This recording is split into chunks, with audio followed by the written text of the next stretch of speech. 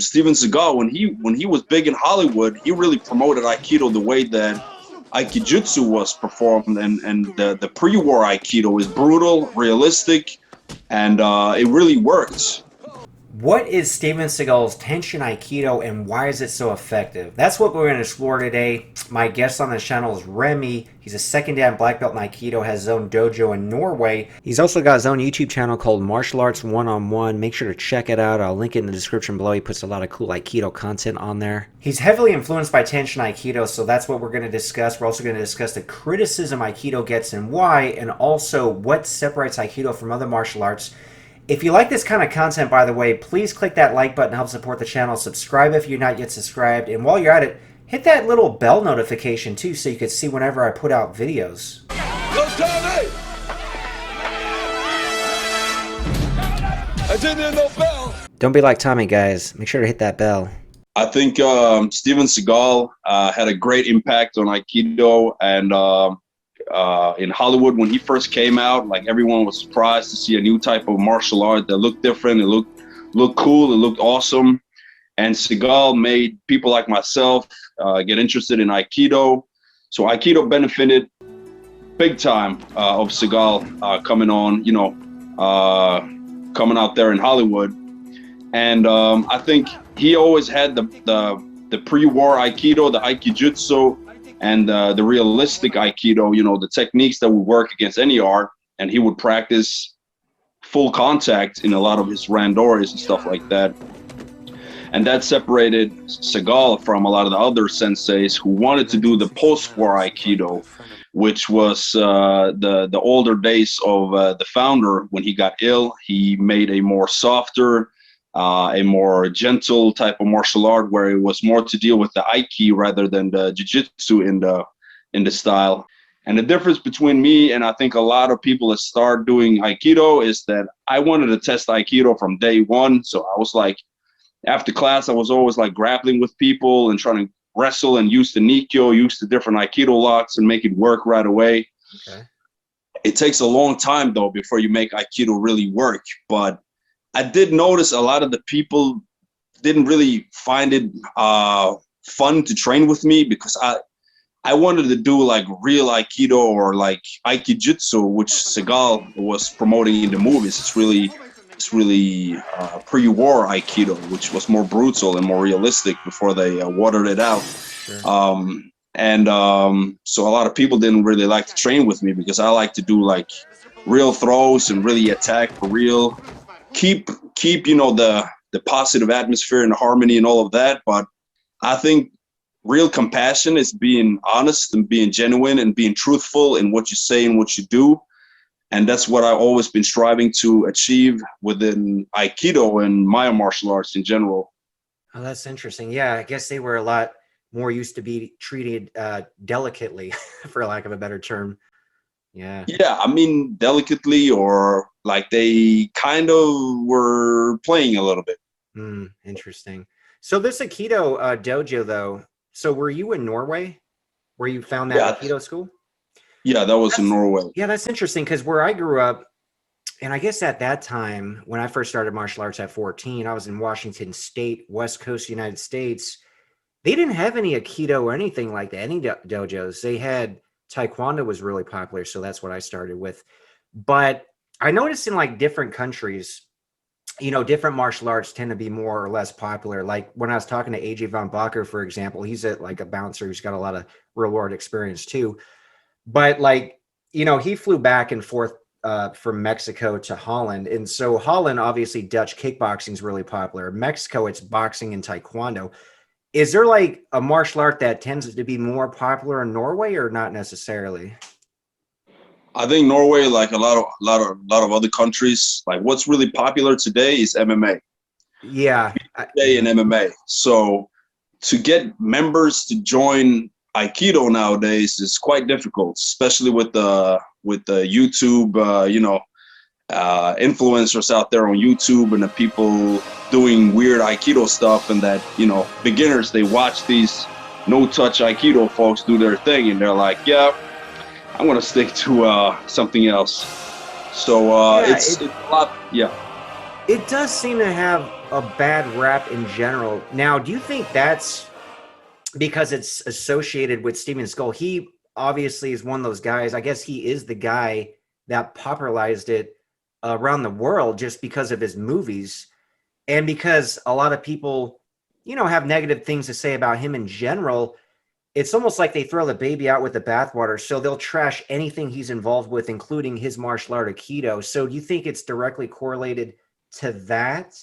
Or is it something else where a lot of people just say, well, they don't pressure test and everybody is just going along with the practitioner and just letting them throw them, etc. Speaking about Aikido pressure testing, make sure to check out Remy's recent video on his channel called Aikido Pressure Testing.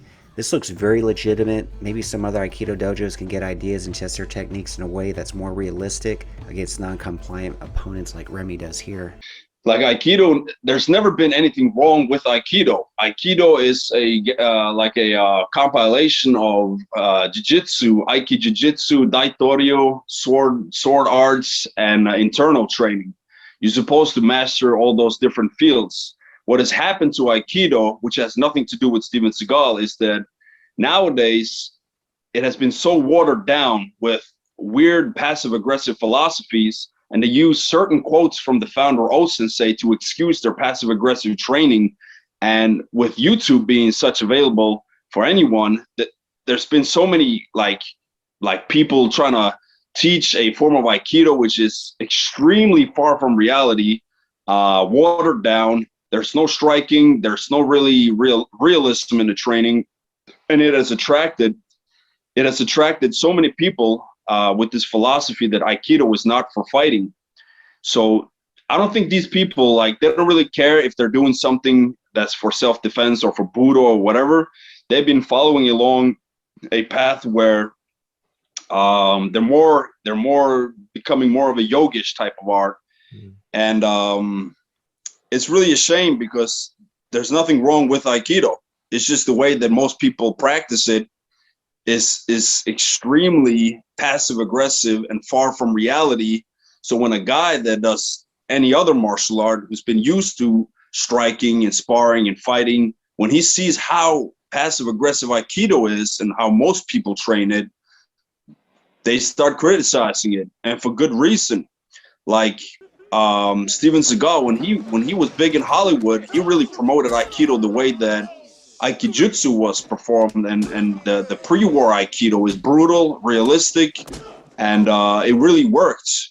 So when he kind of stepped a little bit away from the limelight, and people love to criticize, they criticize regardless. It's like politics. Doesn't really have to be any constructive things people say. It's just they got an opinion, and usually they don't really know too much. It's a lot of opinions are based on jealousy, it's ignorance, and Seagal promoted the realistic Aikido and made it work. And his trainings, his Randoris was martial arts, practicing real strikes, real training against other martial arts as well. Kind of like a follow-up question here. I guess maybe it's just the average person who's uneducated in martial arts and Aikido specifically, maybe even a keyboard warrior. It's like they just kind of have a generic vision of Aikido, and it's more of that, the passive aggressive, no striking, watered down Aikido that they just, for whatever reason, associate Steven Seagal with, but he's anything but that style of Aikido. And I think that's where a lot of the criticism comes from. People just don't understand, Steven Seagal is not a watered down style of Aikido. In fact, he has his own methodology, right? Tenshin Aikido? Yeah. I think that people will speak and air their opinion, like I said, regardless. There is a trend to criticize Aikido nowadays. And for people that don't know anything, and if they connect Steven Seagal to today's Aikido, they're fairly mistaken, and it's pretty ignorant to say that the most of Aikido that's out there has anything to do with Steven Seagal. Steven Seagal became head instructor of the first Tenshin dojo in Osaka, Japan in 1975. Tenshin translated to English means heart of heaven. His manner of teaching Aikido took on a very practical application, which over the last 45 years has emerged and transformed in today's Tenshin Aikido. In 1982, Steven Seagal returned to the United States with his top disciple and opened Tenshin Dojo in Southern California. From 1982 until 1989, Seagal was the head instructor of this Tenshin Dojo until his movie career exploded with the release of Above the Law. Make sure to check out a previous video I did, by the way, breaking down Above the Law. I'll link it in the description below. Now, he made Tenshin Aikido, which was his style, and he promoted that. And that was basically as applicable as possible to any martial art, to the streets or to whatever. And it was deflections, it was real striking, it was a little bit of anti-grappling and choking, and it was techniques made to work in reality. Now, I think the reason why people criticize Aikido today, like I said, is just because it's a trend. It's a trend to criticize Aikido, and it's true. It's a lot of really bad Aikido out there. So a lot of the criticism out there is valid. But why they talk like why they want to criticize Seagal or like put him in that category is just because they don't know better. Yeah, I think people follow opinions like they follow politics, and they follow narratives, and they don't necessarily know why they feel how they feel. They just feel it because everyone else said it, or they think everyone else said it. So it's all to do with ignorance and lack of knowledge. Yeah, they're sheep more or less, just following the herd. So they're just going with it without probably putting a lot of thought, which hopefully on my channel in this video, try to get less sheep out there if they watch this video, right? That's what you do also. That's why I like your channel, because you stay as constructive and objective as possible dealing with any topic, which is what a real interviewer and a real journalist and like real information should be about. Should be constructive. There's no fake news here. Great. Yeah. Oh, so another question. Speaking of the Tenshin Aikido, so you're a second Dan black belt in Aikido. You have your own dojo, right? Teaching Tenshin Aikido?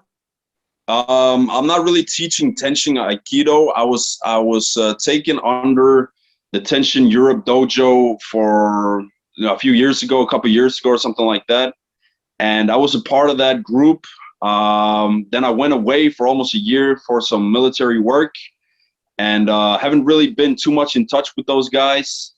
I don't try and chase that, the Tenshin lineage too much. I respect the guys that train under Seagal, and I appreciate the fact that I got close to Seagal, or slightly close, and I was training with his instructors. Make sure to check out our previous video I did with Remy titled, "What's it like training with Steven Seagal?"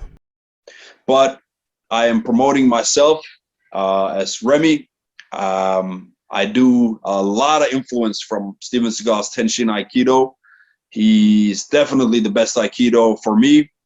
And but yeah, I'm doing my style. I'm not going to claim the name Tenshin or anything like that, but I'm heavily influenced by the Tenshin style and Steven Seagal's Aikido and martial arts in general. Okay, that's cool. Would you say, in your opinion, do you think Steven Seagal is like the best Aikido practitioner basically in the world? Everyone has an opinion. For me, yes.